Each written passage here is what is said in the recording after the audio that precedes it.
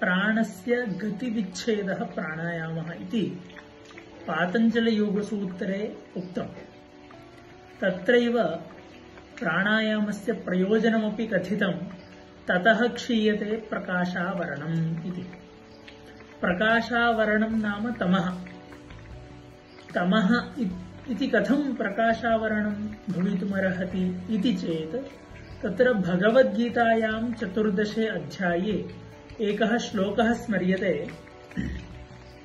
सत्वं सुखे संजयति, रजः कर्मणि भारत, ज्ञानम् आवृत्य तु तमः प्रमादे संजयत्युत इति। तर्हि ज्ञानम् आवृत्य तु तमः इति उक्तत्वात् ज्ञानं प्रकाशम् आवृणोति इदं तमः। तस्मात् प्रकाशावरणम् अत्र तमः। तर्हि ततः प्राणायामेन प्रकाशावरणं तमः क्षीयते इति सूत्रस्य अर्थः आगतः।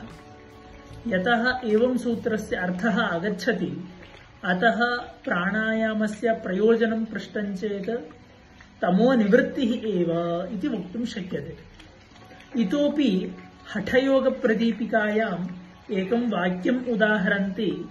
प्राणायामो नाम अथवा प्राणायामस्य प्रयोजनम् इत्थं तत्र सूच्यते, प्राणायामे मनस्थैर्यम् इति।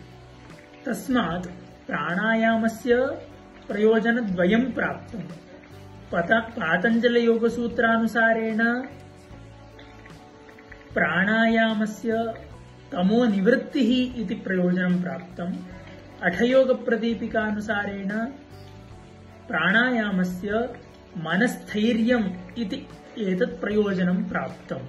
एवं प्रयोजनद्वयं कथं प्रायोगिकरूपेण सम्पूर्णदेहे तमो निवृत्तिं जनयति, किञ्च मनस्थैर्यं जनयति इत्येतत् अग्रिम वीडियो मध्ये वयं पश्यामः।